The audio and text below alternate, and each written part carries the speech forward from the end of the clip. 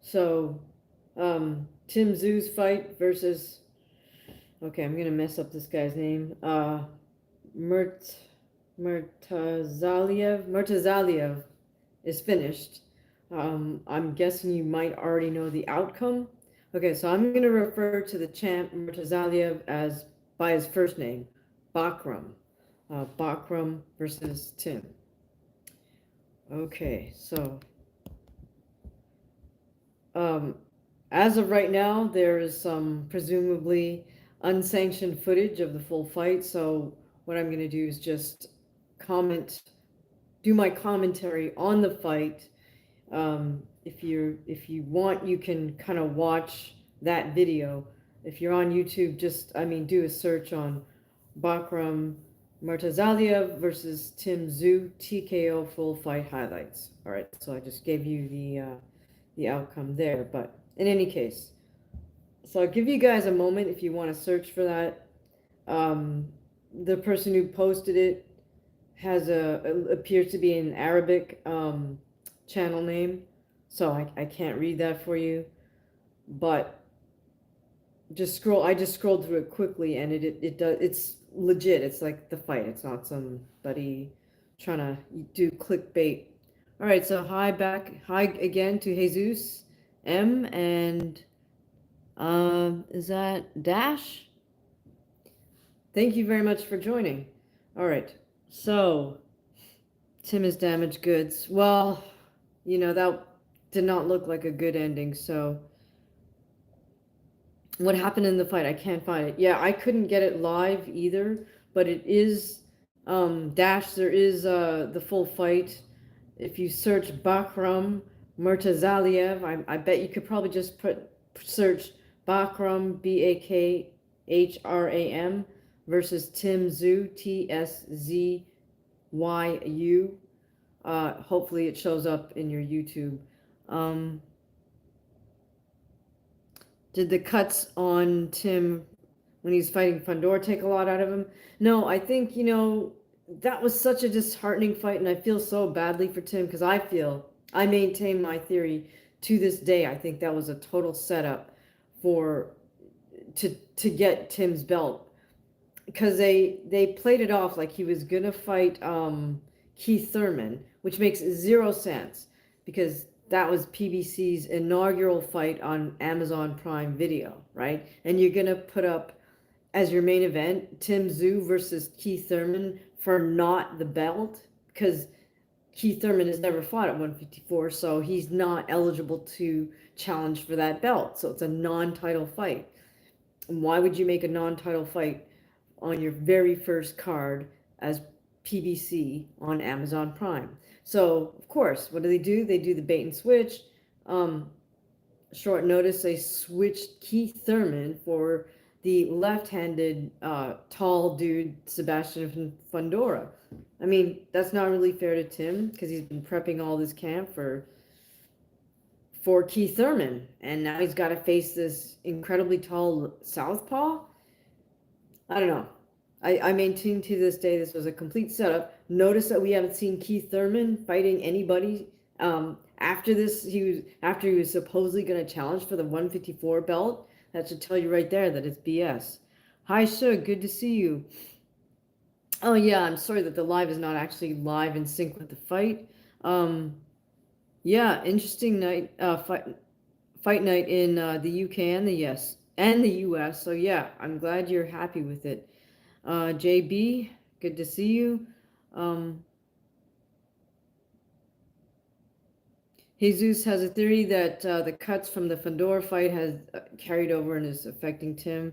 Dash is saying, what's the channel you're watching the fight on? Called, yeah, unfortunately I can't even name it because it's in Arabic, so your guess is as good as mine. It's, the thumbnail looks like a pale blue circle with some type of figure in the middle. I really, sorry, I can't make it out. But again, if you search Bakram versus Tim TSZYU, full fight, it should show up. All right, so I'm gonna get started. Just hit play on this. So notice that Bakram's manager is same guy, that has Vasily Lomachenko, Aegis Klimas.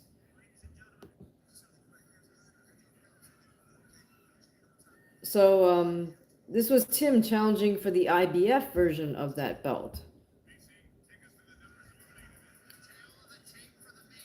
He's Tim's 31. Bakram, I think, is 29, right? Or did I get that backwards? Well, that...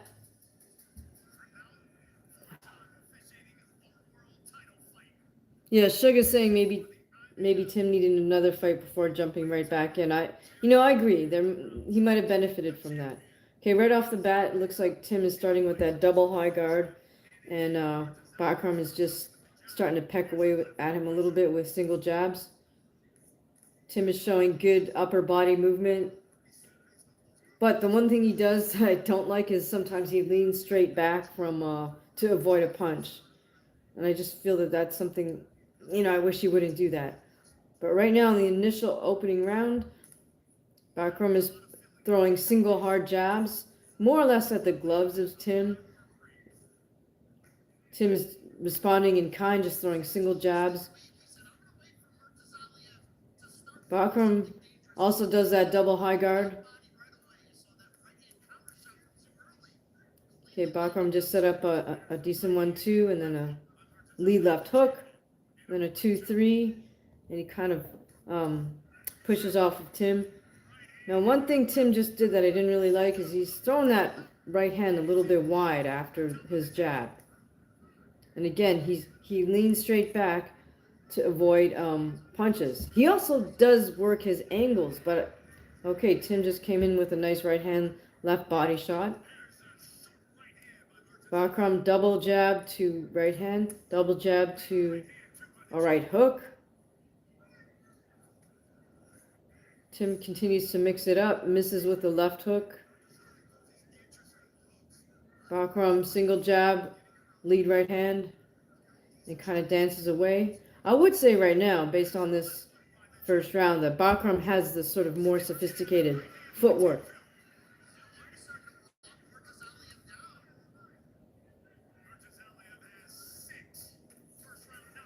Bakram looks like the taller fellow.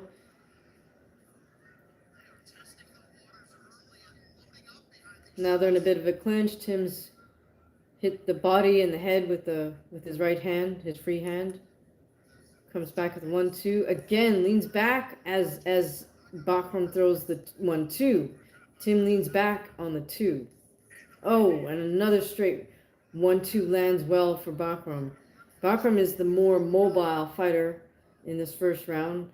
Well, while Tim is more or less in the center of the ring, Bakram's kind of moving around him. Jab to the body from Bakram, jab to the head from Bakram. Tim tries to come in with a 1 overhand right. 10-second warning. Tim is still sort of hunting Bakram down. Bakram's moving around the perimeter of the ring, throws a fast 1-2, moves to his right, and then there's the bell. All right, thank you very much, guys, for tuning in.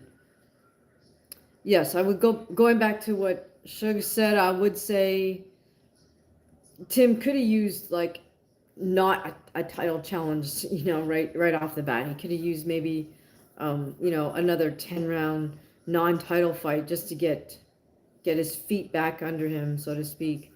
Dash says, I think Tim before the cut would have beaten Crawford.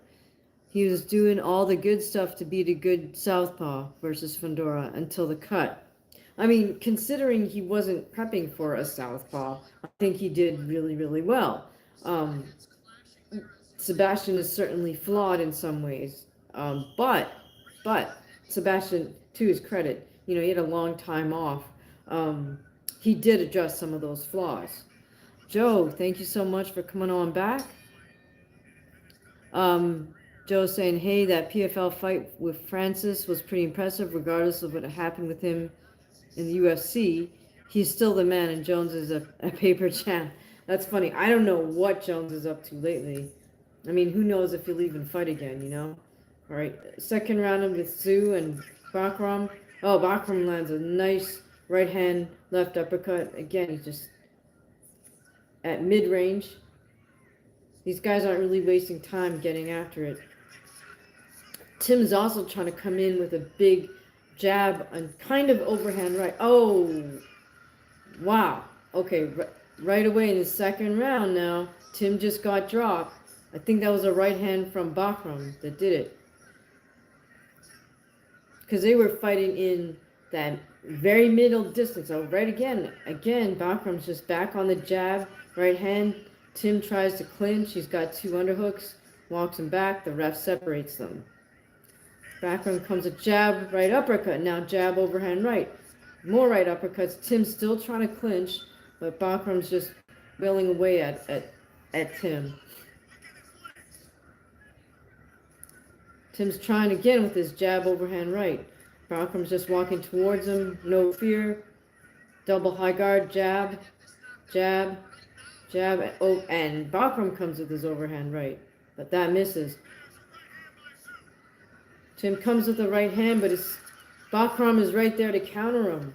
Again, he counters him and drops Tim again, second time in the second round. Guys, it's really, really hard for a fighter to get revived when they get dropped, you know, in the first or second round. Okay, here we go. Back to the action. Bakram's coming again with a hard jab right hand. Tim, to his credit, is not backing down. Boy, is he tough. Tim comes again with a jab right hand, but Bakram's just countering him with hard shots. Left hook. Bakram's coming with... As soon as Tim comes into him, Bakram's coming with either a right uppercut or short hooks. Oh, again, Bakram's countering Tim with a hard left hook. Then back to a jab left hand. As Tim falls in, he'll come in with a left uppercut. Tim lands his right hand, lands a right uppercut, but Bakram is pretty much unfazed. And he's just coming again with really hard shots. Oh, this is rough. Left uppercut.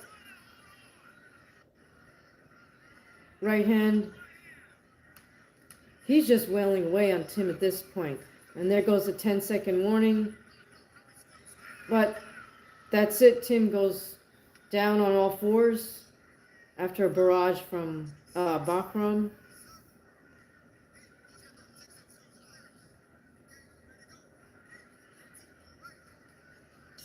And the bell, as soon as the ref finishes the 8 counts, the bell goes. So now Tim has about 55 seconds to try to recover. Yeah, Joe, I 100% agree with you. Just the fact that Francis is able to get in the cage and fight, you know, put himself through training camp and actually get in there and fight with all the sort of other pressures that he has on him, in addition to merely fighting, right? He has all the sort of the PR, you know, he's got all eyes on him to see. I forgot this is his PFL debut, right? But certainly the PFL's pretty much counting on Francis to kind of carry the promotion in terms of drawing eyeballs. So he's got all that pressure, plus the emotional, you know, what did he say at the end after his fight? He said, you know, I don't know if I don't know if a lifetime is enough time to grieve, you know, for the passing of his son. And in a sense, I can understand what he's saying. So he said, so in other words, that's why I just went back to, you know, doing what I do, training and fighting. So, but still, that's tough. Okay, so let's see what's going on with this fight. Yeah, that's crazy. Tim TSZYU got dropped 3 times in the second round.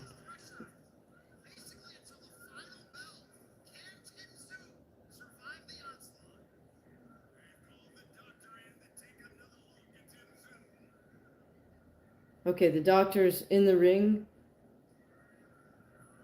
I'm not sure why they're doing this now at the beginning of the next round, but whatever. Yeah, doctor's doing the little flashlight thing in the eyes for Tim.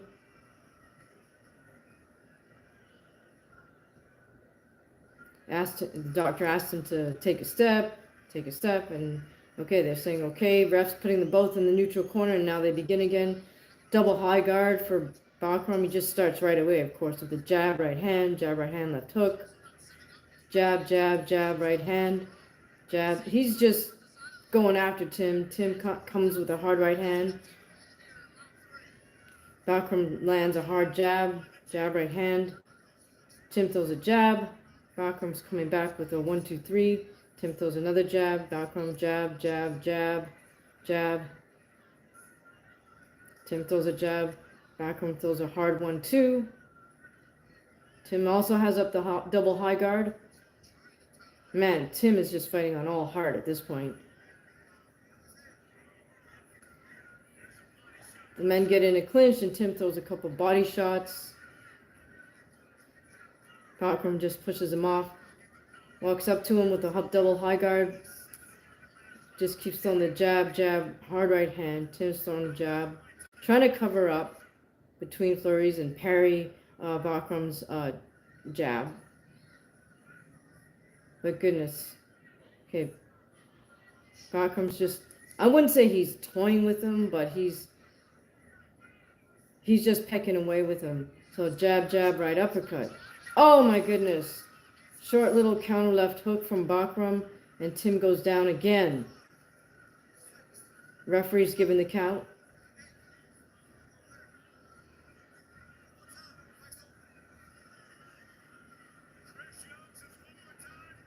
The ref allows it to continue. Oh my goodness. Bakram's just going to town on Tim. Tim has no legs. The ref then the ref just waves it off. Because Bakram's just going after him with just jab, overhand right. I'm surprised the ref let it go on after that previous droppage. So holy cow, that sucks. I really feel badly for Tim again, because I feel like he got completely set up in that Fundora fight. Cut or no cut. I mean, it was just complete BS for him to get set up to basically, almost give away the belt to Fundora. But look who Fundora's manager is. It's that really wily guy. I can't remember his name, but yeah, he's like a very clever manager. He's really good at wheeling and dealing. Okay, Dash is saying Tim has a blindness to that left hook. Well, I before the TSZYU Fundora fight, I broke down both fighters, and I did mention that Tim does have a few sort of bad habits that leave him open, and one of the things I would like to see him not do is throw that sort of curvy right hand, because that leaves him open and it's more telegraphed. I would also like to see him not do that lean back thing, but this is something he should or could have addressed during his camp. She was saying, do you, as someone who's boxed, when you've dropped an opponent, do you remember the shot that dropped her?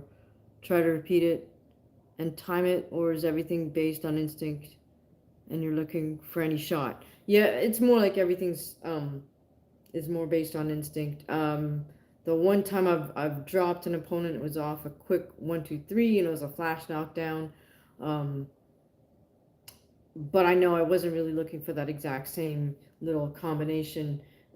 Again, you're just trying to look, you're trying to set up, I'm usually trying to set up an overhand right or a hard right to the body, but you're just looking to set up whatever it is you see in the moment. And also obviously not get hit, avoid their shots. I think it's a pitfall if you drop somebody with something and you keep looking for that same shot. Well, they might be savvy to it now, so you might be actually setting yourself up. Jim says, yeah, it's all the BS that's running sport. Well, yeah, we could go on forever about the BS that's running boxing. Dash, overhand is fine. He was landing, he just has to roll or block afterwards, and he didn't. The overhand is fine if you can land it, but yeah, one, you have to set it up. Two, you can't use the same that same sort of curvy right all the time, because it's going to become too obvious to the other guy. Uh, okay, Jim is saying Nazu's very good. He should have come in with a different strategy. Again, yeah, maybe I don't know what his strategy was for this fight. It wasn't apparent. There just wasn't enough fight for me to for anybody to figure out, right? Um, Jim is saying something about fundamentally sound. Uh, yeah, in my opinion, in this fight, as short as it was really only a couple of rounds. Um, Tim needed to make more use of the jab, because it looked like Bakram had the height and reach on him. So, Tim would have to keep him off of him with a long jab, and then try to set up really, whatever his power shots are. He was able to get off some body shots, so I don't know if that's what, he was, if that was part of his game plan, try to get to Bakram's body. Um, if you're gonna do that, you've got to invest in the body early on in the fight, and then you have to have the lasting power, because the body shots may not pay dividends for you until, second half of the fight. Okay, James is saying hello from Australia. Murtsaliev, great timing. Yes, glad Tim is okay after all those knockdowns and fighting with no legs. Yeah, I mean, I hope he is okay. He should definitely take off a couple months. He must take off a couple months from any sparring. That was, yeah, like I was surprised the ref let it go after the last knockdown. Um, Tim had a bit of a vacant look in his eyes, but be that as it may, he did let it go on, and then finally waved it off after Tim ate a few more hard shots. So, I suppose he's got to let it continue until he deems Tim is unfit to fight. But really, I honestly think he could have stopped it after that last stoppage, because Tim's eyes he kind of had a vacant stare. Did any of you guys watch this fight live? Did any of you guys watch the undercard? Tell me what you thought.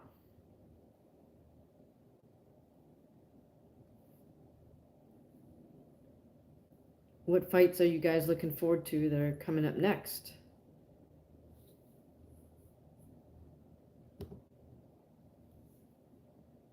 Do you guys think Ben Whitaker faked that, whatever the heck you call that, how he fell out of the ring? Or faked the injury, some people are saying. I don't know.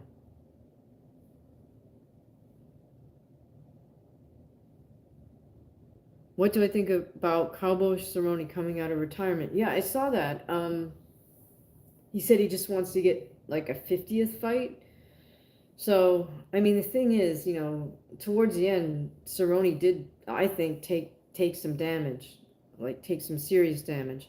So, if he's going to do this comeback, he's got to get himself into incredibly, incredibly great shape. I mean, I think he knows that. He's got to get his conditioning superb, and then just be super sharp. So each fighter, different fighters have different needs in terms of developing sharpness. Some fighters need a lot of mitt work. Some guys, they develop that more sort of instinctually, through sparring. But in Cerrone's case, I don't know how much hard sparring he should really do at this point. Shug said, I saw Tim TSZYU fight live. Wow, that's cool. And it was good. The others I saw from Sky in their highlights. Okay, cool. I'll have to check out the Sky channel to see that. Oh, James is telling me it was a bad day for Australian boxing, with Cesar Mateo Tapia escaping with the draw. Bummer. Okay.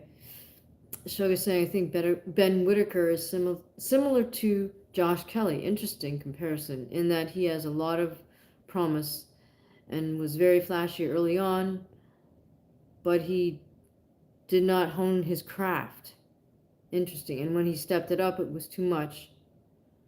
Now what's next? Interesting. Yeah, I mean, the thing I appreciated about Ben in the last fight is the fact that he didn't do all the crazy antics, but I don't know if that's an indication that he wasn't um, feeling like himself or if something was up.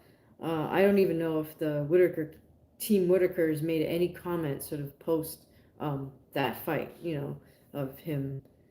Like, it was such a weird way to end the fight. It looked like Liam kind of had those underhooks and was kind of leaning into Ben as Ben's on the ropes, but it also kind of looked like Ben was pulling Liam onto him. So it's a bizarre reaction to someone pushing you if you're going to start pulling them also and wanting to lean over that top rope. It's inexplicable in any case. Someone I think from Japan is saying, which fighter makes me a fan of MMA? Kid Yamamoto make me a fan of MMA. I never got to watch any of Kid Yamamoto's fights when he was actually fighting, but I know about him, posthumously. He seems like a really good dude, a really cool guy. I think probably for me, probably like the Fedor fights in Pride kind of got me really inspired. It's kind of, to me, Fedor is kind of like the Muhammad Ali, someone who's like an old school fighter in a sense that they're not fighting now, but I can look back at their fights and really admire what they're able to do. Shug said, if he carried on, I think this would have gone the way of Barrera Hamed. Interesting. Now we have to see how Whitaker rebuilds, right? Yeah, I mean, everyone thought Hamed was like unbeatable because just, what he was able to do with all the sort of more classic, I guess anybody compared to Nassim Hamed is classic, right? But the way he was able to sort of dismantle like Kevin Kelly and Madison Square Garden and all that. And then finally here comes Barrera who just figured it out. And I don't know, did Hamed even fight after that fight? He was entertaining though. You got to give him that much. And you know what? I think he's still got that sense of humor now. Just listening to a few of his interviews, he's funny, he's humorous, but he's also insightful. So I think it's very cool. He's also put on a little bit of weight, huh? Okay, Shug's saying, which fight can I name in which I landed everything on an opponent and she kept coming to you in the corner? I had to implement another plan. I can't really say, I've never been in a camp where we actually sat down and said, well, okay, well, here's plan A, and then here's plan B, and here's plan C. It was more like, we just tried to work on everything.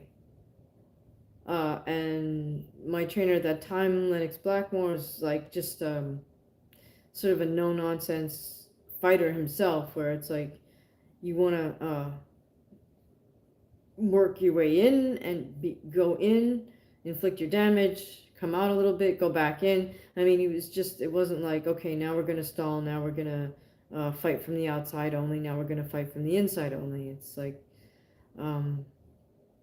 he had what he would call like an in and out style. I don't know if that makes any sense, but Shug says Nassim Hamed is a straight shooter. He gave his take very honest analysis about after Eubank Groves, and he's not been asked for commentary since. Oh my gosh, yes. I don't know if it was that fight or I can't remember some other. Was that the one where he said he thought the guy should quit or something like that? I can't remember which fight it was, but yeah, I remember like just laughing because Nassim was just so blunt. Like he didn't care what the other commentators were saying. He really is a straight shooter, and was like, I maybe it was George that he thought should stop boxing altogether. I don't know. um, yeah, if anybody remembers that one, or I wonder if George heeded Nassim's advice. Yeah, but he's great. I get a big kick out of him.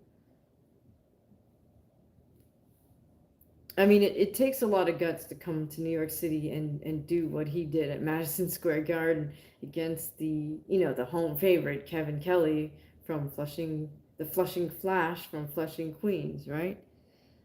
Yeah, Shug says, confirms, yes, that's the one. Hamed just came with it, and the other commentators went beat red. Said Eubank should retire and George George Grove's son. That's pretty funny. Wow. And here we are. Eubank's still around and still talking about Connor Ben. I don't know. Jim says takes a hype train to no one with Nassim. Well, I don't know.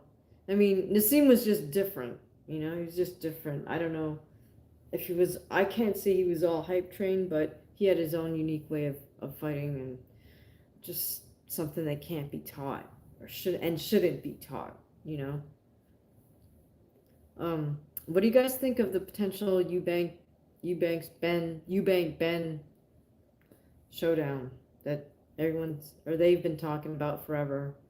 It's a considerable size difference, isn't there? So how's that going to work? Number one. Um, I mean, I almost hope they just do it so we can get it over with, so we don't have to keep hearing it from both of them anymore. But I don't know how. It's not obviously such a big deal in the U.S. Is it really being built up in the UK? Like Eubank, Ben, the whole legacy thing, their fathers, etc., etc. Amal just saying hi, Amal, how are you?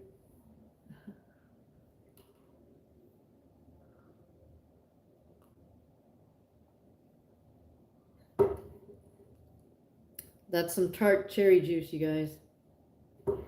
Supposed to help with the anti-inflammation, right? Sugar's saying at this stage, Eubank does stop Ben. Ben will be jumping up 2 weight classes. I mean, yeah, with no clomiphene. Okay, well, yeah, I mean it's bizarre in that. Why? What did Eubank say? He said something like, "Right now he holds all the cards, so Ben has to come up to 160." Because he was caught with the drugs 2 times. So Eubank saying, "Oh, I call the shots now," and it's like, well, okay, even if you do, it's still, we might still look at it like you've got such a huge size advantage that it's not a fair fight, or it's not even really a fight. Um, Amal from India, hi, thank you for joining. Midnight says ha. Dash asks, how do I see Crawford versus this guy, Bakram? Um, that's an interesting question. I'm gonna have to look at more of Bakram's fights just because that was so short and so one-sided. I didn't really get a good sense, but it's like all the shots he threw, this Bakram guy threw, they were all incredibly hard shots. He's got a good sharp jab, so that's a great way to set up the rest of his fight. So I want to know how he does with what he does with southpaws. I don't know if he's ever fought a switch hitter like Terrence, but just from that little glimpse we got to see of him, I think he could give Crawford a run for his money, and I think he's certainly got momentum behind him now because this is probably more a big fighting Tim TSZYU is a bigger status fight than sorry, but I don't know the guy he beat to get the belt, but that wasn't really a big status fight. Tim TSZYU has a bigger name, so to speak, so I think there are probably more eyes on Bakram tonight than in the fight where he won the belt. But yeah, that would be an interesting matchup. Bakram versus Crawford for sure. Uh, Sibatang David is saying hi. Shug says, I think if Crawford can't get the Canelo fight, which to me is kind of ridiculous, he'll try to go undisputed at 154. So yes, it will be interesting to see if he pulls it off. Yeah, I don't think Canelo's gonna entertain Crawford, for whatever reason. Of course, everyone thinks Canelo should fight David Benavidez, which really he should at this point, but who knows if that'll happen either. Shug says, I'm looking forward to the Fury-Usyk rematch.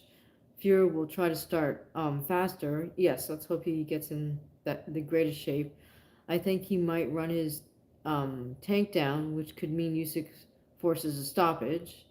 This should be very interesting.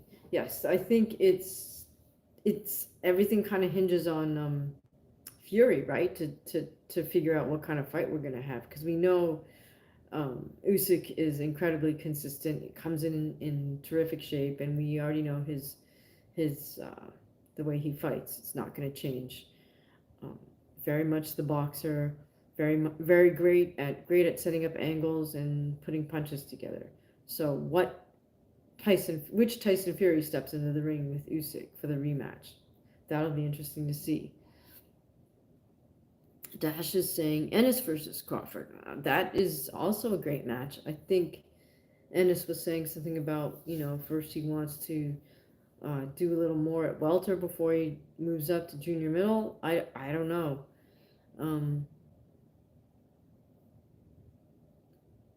Dash is saying I think Ennis would stop Crawford in 8.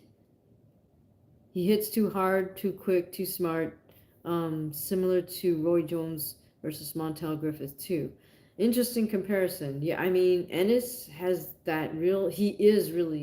he's got a really high ring IQ, and he's very athletic and coordinated, and has just instinctual movement that can't be taught. So, okay, Jim is saying Crawford stinks to get beat by Zoo.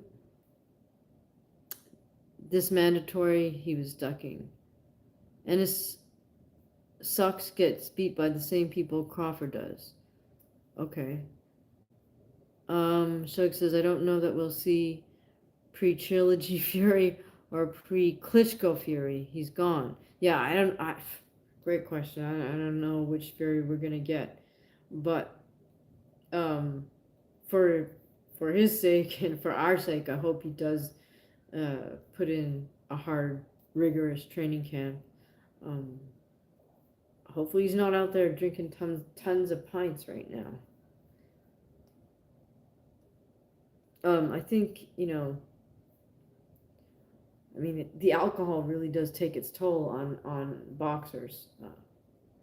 You can get away with a certain amount of that when you're younger, but as you get older and after you've done that multiple times, it's like being on a roller coaster if you're going to put your body through that, going out binge drinking and then, getting clean and doing the weight cut and putting yourself through this camp where you're really cutting back on what you eat as well. And then, boom, as soon as the fight is over, you go right back to like tons of drinking and eating, like drinking alcohol and eating, fast food or something. It's too much over time. That roller coaster that you subject your body to, it's not sustainable. Joe is saying all the flash fighters over the past 40 years. Oh, Hector Camacho, who was the first one to enter the ring with split trunks that looked like a loincloth, wearing jewelry and glitzy, fluffy tassels. Yeah, Hector Camacho was quite the showman, wasn't he? Yeah, something came up in my Instagram feed with him, and yeah, it was great to reminisce about Camacho. He so captured the 80s so well, I think, with all his like over the top outfits and his little spit curl and just the way he carried himself and talked. Dash is asking, do I think Bivol won? No, I think it was an incredibly close fight, but I think Beterbiev edged him out, mainly on, well, okay, we could score it by rounds, but also the fact that Beterbiev was pretty much setting the pace. Bivol was reacting to Beterbiev for the vast majority of the fight. Shug, it will be interesting to see what Fury will look like after his first loss. Some fighters are never the same after their first loss. Tyson, Hamed, Wilder, Julian Jackson, etc. Yeah, that's a great point. Tyson Fury, I mean, at least in the U.S., we haven't heard much over here about him lately. I don't know if he's been more vocal or out there in the UK. Jim says, Bivol Beterbiev won because he's Muslim. I don't buy that. Dash says, I think it should have been a draw. Sure, I mean, if it's draw, if it's 6-6, it could go 7-5, 5-7, right? You can't really call that a robbery. Government backing from whom? I don't know that the Saudis are going to be, I don't think they're going to be that partial, mainly because they want to be known as the people that put on good fights, the fights that the fans want to see. I don't think they want to, they don't want to go down that model of all the other boxing promoters who only want their A side to win for whatever reason. So I don't, I understand it's government backing, but I don't think that, I don't think that's why Beterbiev won. Did the same with Canelo and won. I'm not sure what you're referring to there. Dash is saying, for sure not a draw. I just don't think either really pulled ahead. If there's one fight you should have, what would it be? You mean what fight do I want to see happen? I couldn't tell you right off the top of my head. I mean, I think when Boots Ennis is ready to move up to 154, that would be very interesting to see him fight Terence Crawford. The question is, will Terence Crawford still be around when Boots Ennis decides to move up?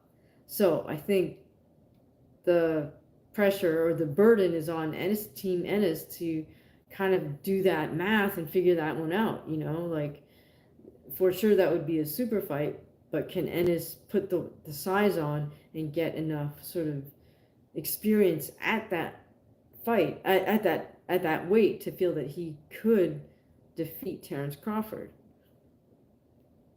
Sugar saying some fighters adapted after their losses. Ali, Holyfield, Archie Moore, for sure. George Foreman, Lennox Lewis, Sugar Ray Robinson, Sugar Ray Leonard, and Roberto Duran. Yes, absolutely. And the other thing was, it wasn't assumed that you're no good just because you take an L, as they say, right? A lot of people point to Floyd Mayweather as being the one to start this whole notion of the fact that you got to have this O, and this O can never go. And if you lose your O, you're automatically somehow no good all of a sudden. I mean, to me, I think it's his 50-0 thing is just, it's completely mythical. Like, how can you possibly say that because Floyd Mayweather is 50-0 that he's somehow the best ever, better than men who had double as many or triple as many knockouts as Floyd had fights? They're not as good as Floyd just because they had more than one loss? That to me makes no sense. Look at how many fights Archie Moore had. Look at how many, I mean, as soon as you go back in history, all those other fighters had more fights than him. I mean, what about Rocky Marciano? I mean, just because he's shy by one number, does that mean he's not as good as Floyd Mayweather? That doesn't, no. Okay, Dash is saying, I think Ennis would move up right now if he thought Bud would fight him. The problem is he knows he wouldn't. Otherwise, Crawford wouldn't have dropped his IBF at 147. Yeah, I know there's all this sort of maneuvering, but the thing is, these guys have to figure it out if they actually want to make that fight happen. I mean, maybe neither side does. I don't know. So they can come up with all this sort of fake negotiating where they make requests that the other side is not going to want to entertain. Shug said, I think the boxing world has finally shaken off the afterglow of the Mayweather era. Boxing has moved on. Yeah, boxing in general has moved on, but the whole notion that you have to have an O is just bizarrely imprinted on in everybody's brain at this point.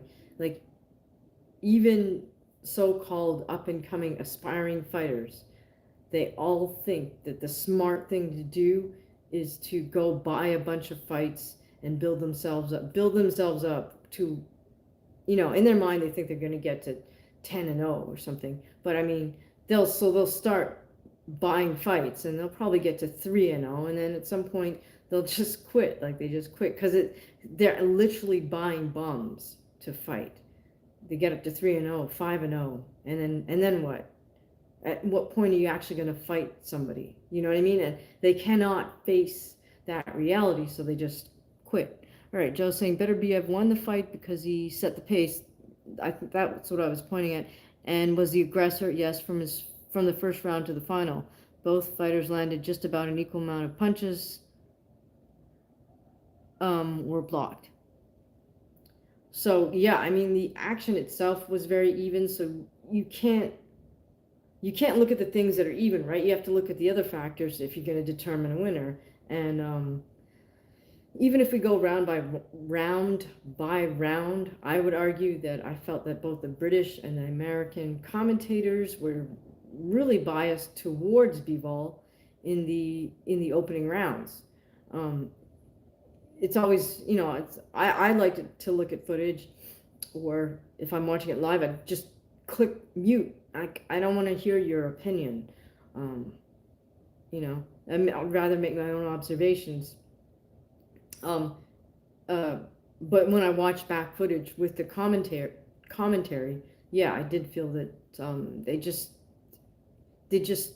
acknowledged everything that Bivol did, but they didn't always acknowledge what Beterbiev was doing.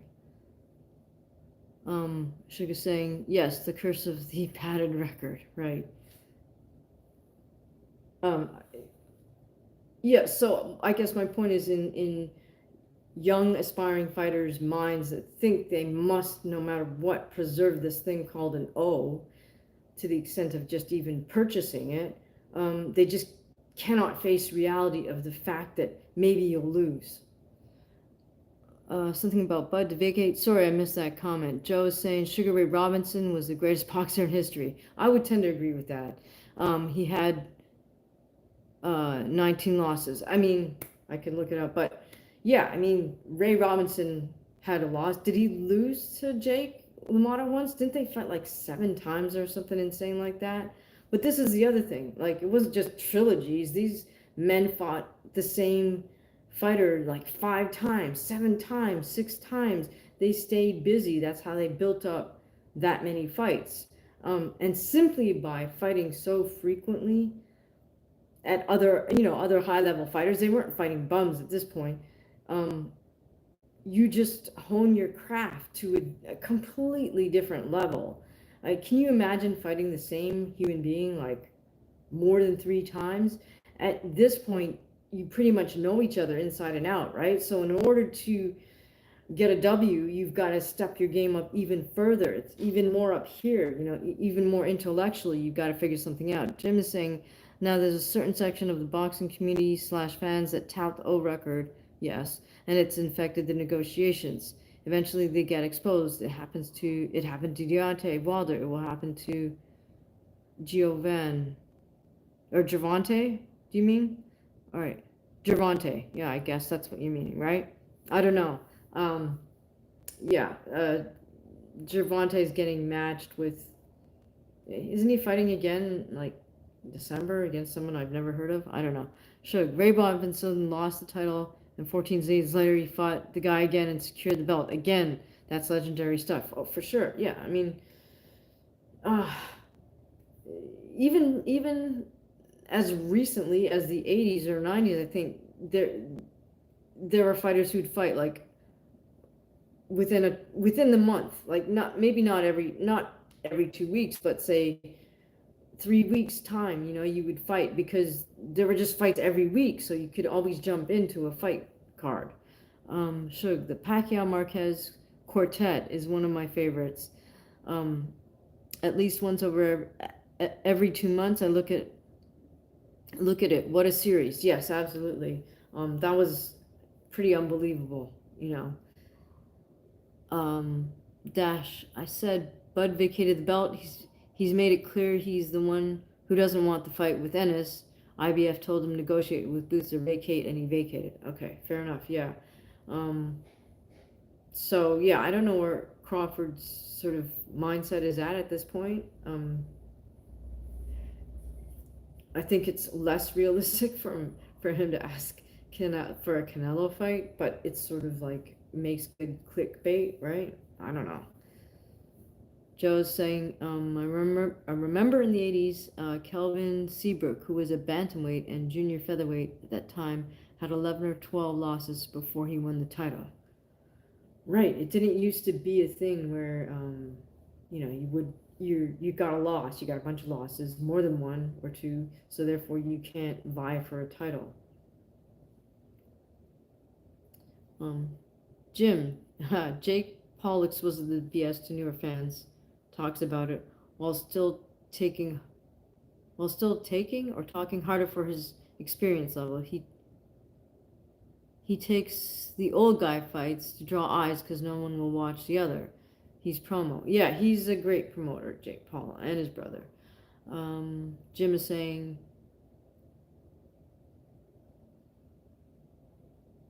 I think you're referring to Jake Paul again, that he's sort of promoting women's boxing, brought more eyes to women's boxing. I think that's what you're saying. Yeah, he's been backing Amanda Serrano and putting her on his cards and whatnot. But I mean, yeah, Jake Paul, he's kind of a double-edged sword. Because he says he stands for these things, right? Like, I'm gonna help women's boxing, I'm gonna expose boxing, but he's a bit of a faker himself, right? I mean, do you think the guy's clean? I think he's PED'd to the gills. All right, Dash. I feel like Gervonta doesn't get enough credit for Ryan and Martin, or Mario Barrios. Ryan Garcia, Martin, Frank Martin, Barrios, etc. Those guys are monsters, in my opinion, who are pound for pound level wins, a lot better than anyone Inoue or Crawford has beaten. Well, I mean, these guys are all elite, right? Gervonta, Inoue, and Crawford. I don't think Gervonta's head and shoulders above Inoue or Crawford.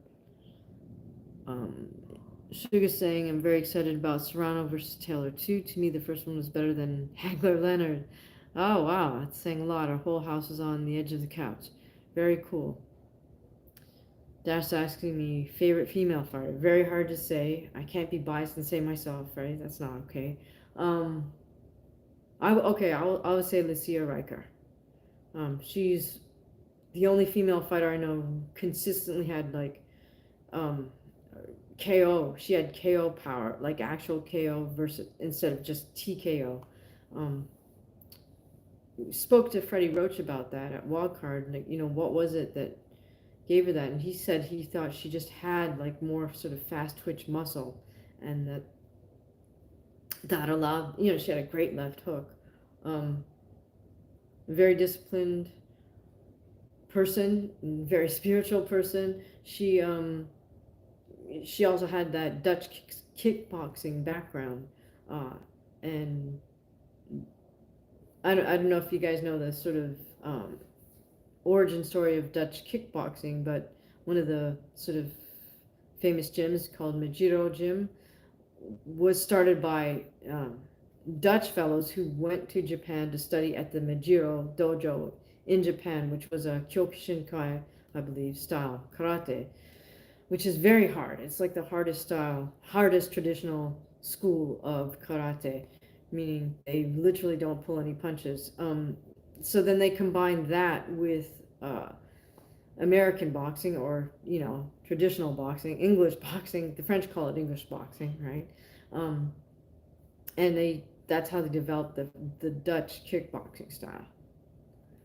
Joe is saying, remember as far back as the 1980s, champions in all weight classes would usually play a non-title, take a non-title fight before defending their title against the number one contender or super fight. Yeah, I mean, right, you've got to, you can't constantly be at that level unless it's not, you know what I mean? You've got to kind of create those waves for yourself.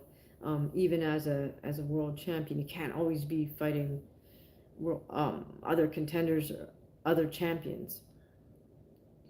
I mean, even in athletics, in any athletic sport, like say for judo, for example, the reigning world champion will fight, preliminary rounds, and eventually they'll fight the other person who makes it through. Hopefully, they make it through their side of the bracket, and some other person makes it through, and then the reigning champion, like I said, provided they make it that far, will fight in the finals to defend their world title. Dash is saying Riker's awesome. I like Alicia Baumgartner. Okay, I'm not that familiar with her. I just haven't watched a lot of her fights. I know who she is. And Dash says, but I am a man at the end of the day, LOL. But she does have crazy speed and power. Could be all-time great if she didn't gas out every fight. Okay, well, yeah, I mean, 2-minute rounds for women, unless they get some type of concession from the commission to fight a 3-minute round. So it's 10 2-minute rounds for a female title fight. Big difference between 10 2-minute rounds and 12 3-minute rounds. But, again, that's, if I had it my way, we women would always be fighting 3-minute rounds. Sugar saying, that's amazing. Full contact karate told in traditional fashion. Yeah, I don't know if you've ever had the chance to watch Kyokushinkai sparring, but I mean, there's a point, actually, that's part of the reason I went into boxing as opposed to one of the karate styles, because as I was looking to kind of branch out from judo and learn striking, first thing I tried was like different types of karate, like Shotokan and Goju are probably the two most common traditional schools that I could find in New York City. So I tried that for a bit. I really enjoyed the kata and whatnot. But I found that anytime I go to a tournament, every tournament had different rules. And it was just, the other thing I didn't like about their sparring was that it's like no contact. So then someone told me about what they called Masoyama school, which is like, he's a branch off of Kyokushinkai. And I went down there to watch them. And it was like crazy. They definitely made contact and they were not holding back. But I also realized that there's no place for me at that school, because these are like middleweight guys just banging each other up. And so then that's when I kind of thought, well, maybe I'll take up boxing then. Okay, Jim, I'm not sure what you're referring to there. Dash is saying David Benavides versus David Morrell prediction. Having not even spent that much time looking at David Morrell, I'm going to say David Benavides. Jim is saying Mio Yoshida is fighting next week. Okay, cool. I'll have to check that one out. A lot of respect for Mio Yoshida. Sugar saying, in boxing, my list of all-time greats are Ann Wolfe, definitely. Holly Holm, definitely. Christy Martin, yes. Mia St. John, I don't know. I actually never really watched a lot of Mia's fights. I have watched Ann Wolfe, Holly Holm, and Christy Martin. So, yes. All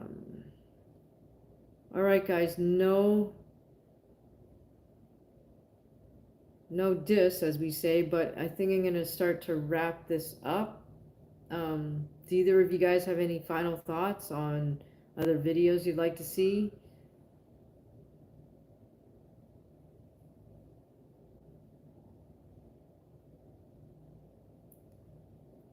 One thing I noticed is basically the videos I make on male heavyweights are the ones that get the most views. Sadly, the women's either MMA or boxing don't really get a lot of views, but if I'm interested in the fight, I'll do the breakdown anyways. It's not really about that, Shug says, thank you very much for sharing your time with us. Absolutely, Shug.